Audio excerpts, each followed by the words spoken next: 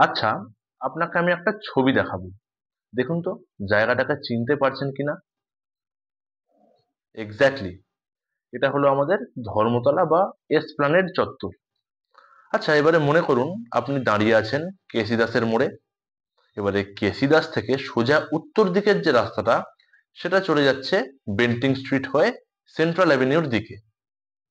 পূর্ব দিকে টিপু সুলতান মসজিদের পাশ দিয়ে যে রাস্তাটা চলে গেল, সেটা হচ্ছে লেনিন সরণি।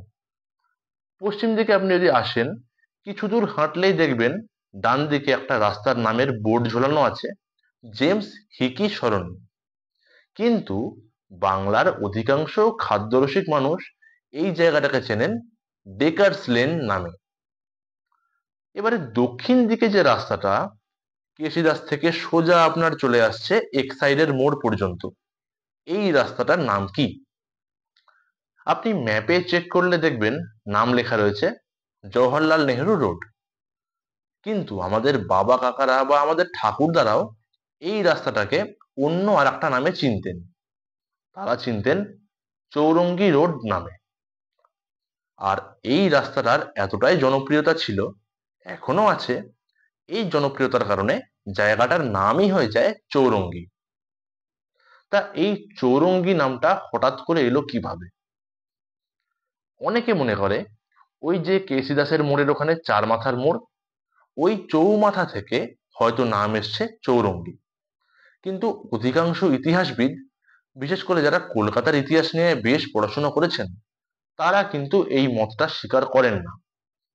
তাদের মতে এই জায়গাটার নাম হচ্ছে একজন তান্ত্রিক যোগীর নাম অনুসারে। কে ছিলেন তিনি?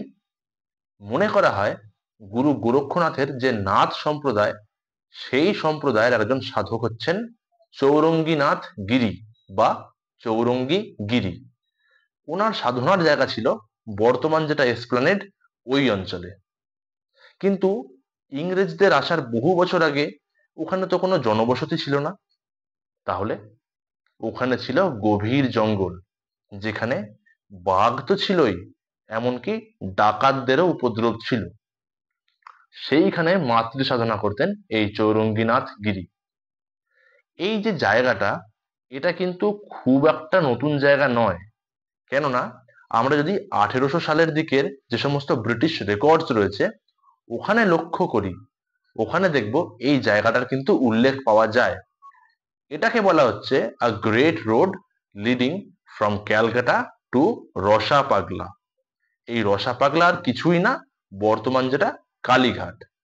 তা এই যে রাস্তাটা, সেই রাস্তা দিয়ে কিন্তু বহু তীর্থযাত্রী কালীঘাটে কালী ঠাকুরকে দর্শন করতে যেতেন। এবং বলা হয় এই চৌরঙ্গী গিরি সেখানে তাদেরকে সহায়তা করতেন।